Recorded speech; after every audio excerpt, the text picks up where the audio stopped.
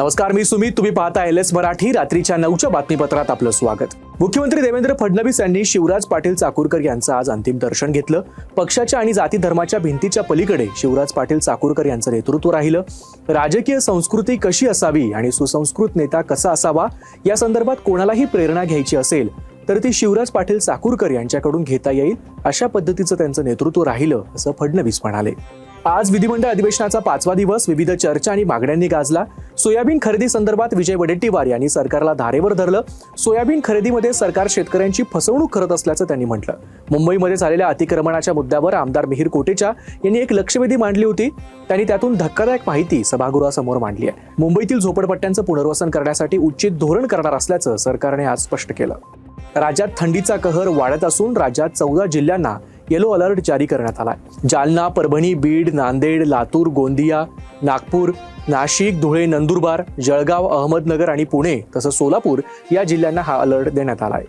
मुंढवा जमीन प्रकरणात अंजली दमानिया यांनी प्रतिक्रिया दिली आहे. मुंढवा जमीन प्रकरणात व्यवहार रद्द करण्यात यावा असं म्हटलंय, मात्र कारवाई करण्यात येत नाहीये. हा व्यवहार सिव्हिल नाही तर क्रिमिनल कोर्टात रद्द झाला पाहिजे.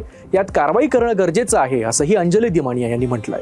भारतीय पारंपरिक कोल्हापुरी चपलांचा वारसा जागतिक स्तरावर नेण्यासाठी प्राडा, लिडकॉम आणि लिडकार यांच्यात करार झालाय.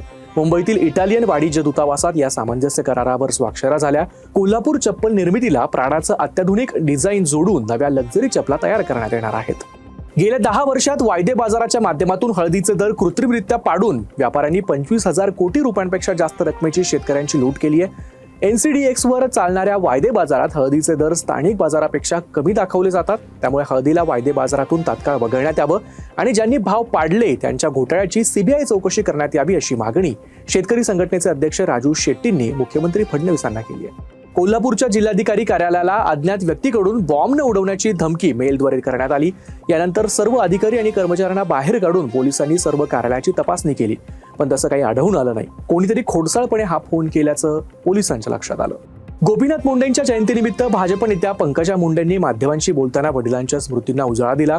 वडिलांच्या आठवणी सांगताना त्या काहीशा भावूक झाल्या. स्वर्गीय गोपीनाथ मुंडेंच्या जयंतीनिमित्त सर्वत्र विविध कार्यक्रमांचं आयोजन करण्यात आलं आहे. CBSE अभ्यासक्रमात छत्रपती शिवाजी महाराजांचा इतिहास फक्त 68 शब्दांमध्ये संपवलाय. शिवाजी महाराजांचा इतिहास 68 शब्दात संपत असेल तर या सरकारनं पेटून उठायला हवं, पण कोणताही संवाद सरकारनं केंद्रीय शिक्षण विभागाशी साधलेला नाही असा आरोप आमदार सत्यजित तांबे यांनी केलाय. पिस्तूलनं धमकावून जीवे मारण्याचा प्रयत्न करणाऱ्या पाटणकर टोळीतील एका आरोपीला नवी मुंबईतून अटक करण्यात आली आहे. तो नवी मुंबईतील एका जिममध्ये ट्रेनर म्हणून काम करत असल्याची बाब समोर आली. यानंतर पोलिसांनी गुप्त माहितीच्या आधारे आरोपीला बेड्या ठोकल्या.